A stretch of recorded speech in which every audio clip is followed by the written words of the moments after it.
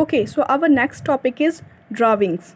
देखिए यहाँ पे ड्राविंग्स जो है इसका मतलब होता है कि जो ऑनर होता है, ऑनर कौन सा ऑनर, बिजनेस का मालिक, ठीक है, वो अपने बिजनेस में से अगर कुछ पैसे ले रहा है तो पैसे ले रहा है बट वो अपने पर्सनल इनकम के लिए ले रहा है तो उसको हम लोग बोलेंगे ड्राविंग्स। ठीक है, फिर ड्राविंग्स अकाउंट में हम इसको दिखाएंगे। ओके, आप समझ रहे हैं कि ड्राविंग्स उसको बोलेंगे जो कंपनी का ऑनर होगा, वो अपनी पर्सनल यूज़ से कंपनी से कुछ प्रॉफिट ले रहा होगा, कुछ पैसे ले रहा होगा अपनी पर्सनल यूज़ के लिए, ना कि कंपनी के लिए, फिर कंपनी के बारे में सोच के अपनी पर्सनल चीज़ों के लिए अगर वो ले रहा होगा, पैसे उसमें से निकाल रहा होगा तो उसको हम ड्राविंग्स बोलेंगे। ओके, अब देखिए यहाँ पे नेक्स्ट टॉपिक है हमारा लायबिलिटी। ठीक है, लायबिलिटी को हम एक वर्ड दे सकते हैं, एक नाम दे सकते हैं, and the name is responsibility. Liability का मतलब हम बोल सकते हैं आम भाषा में एक तरह से रिस्पॉन्सिबिलिटी, कि अगर लायबिलिटी का मतलब होता है कि फॉर एग्ज़ाम्पल आप इसको मानोगे, आपके पास जब भी फ़ोन है, ठीक है, आपके पास जो फ़ोन है वो आपका नहीं है, वो आपने अपने फ्रेंड से 10 मिनट के लिए ले लिया है कि भाई प्लीज़ मुझे दे दो, मेरा क्लास हो जाएगा, फिर मैं आपको रिटर्न कर दूँगा। मतलब क्या है, उसमें आपको रिटर्न करना है उस केस में, है ना, तो वो आपकी लायबिलिटी होगी। ठीक है, मतलब रिस्पॉन्सिबिलिटी होगी। अब मान लो कि आपने किसी से कैश लिया है कि 10 दिन 15 दिन या फिर 1 मंथ में आपको वापस कर दूंगा, मुझे अभी ज़रूरत है, मुझे दे दो, तो आपने जो चीज़ रिटर्न करने वाली चीज़ होगी ना, तो वो होती है लायबिलिटी। ठीक है, I just hope you all are clear. The next one is our asset. Okay, what is asset? तो एसेट का मतलब होता है कि संपत्ति, मतलब जो चीज़ हमारी है, सिर्फ़ और सिर्फ हमारी। फॉर एग्ज़ाम्पल मैं बताऊँ अगर आपको, तो आप अगर किसी पर्टिकुलर शॉप पे जाते हो, ठीक है, फर्नीचर के शॉप पे जाते हो, अब वहाँ उनको बोलते हो, उनके शॉप में आप जाते हो मशीन लेने के लिए कुछ भी, ठीक है, अब वहाँ पे उनको अगर आप बोल रहे हो कि भैया जिस चेयर पे आप बैठे हो ना, मुझे वो चेयर चाहिए, या फिर आपके शॉप पे जो एसी लगी है मुझे वो चाहिए, वो क्या देगा आपको? बिल्कुल भी नहीं देगा। क्यों? क्योंकि वो उसकी एसेट है, वो उसकी खुद की है, जिस चेयर पे वो बैठा है वो उसकी खुद की चेयर है, जो इसे उसने लगा रखा है वो उसने खुद के लिए खुद की लगा रखी है, वो उसका एसेट है, वो आपको नहीं देगा।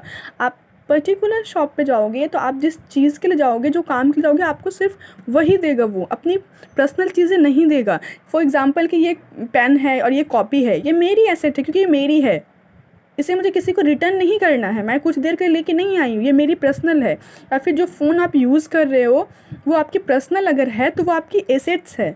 Okay, now we will now about expenses. देखिए ये सारे टॉपिक्स बहुत ही इजी हैं, ये आपको वन वर्ड में जो मैंने बताया है ये बहुत ही इजी है, आप ऐसे ही बिना मतलब इतना उसको मुझे इतना एक्सप्लेन करने की ज़रूरत नहीं है। आई डोंट थिंक सो कि मुझे इतना एक्सप्लेन करना चाहिए, बिकॉज आप सीनियर हो और आपको एक एक वर्ड पढ़ के ही समझ में आ गया होगा कि किसका क्या मतलब होता है। देखिए यहाँ पे एक्सपेंसेस का मतलब होता है खर्च, मतलब कि जो बिज़नेस में जो भी सामान हमें लेना हो या फिर जो भी खर्च हमें करना हो वो होता है एक्सपेंसेस। कि मैंने अपने बिज़नेस में 5,000 रुपये खर्च करे, मैंने अपने बिज़नेस में 10,000 करे, 15,000 करे, 2 लाख करे, 4 लाख करे, वो जो भी मैं खर्च करूँगी ना वो सारे किस में आएंगे, मेरे एक्सपेंसेस में आएंगे। ओके,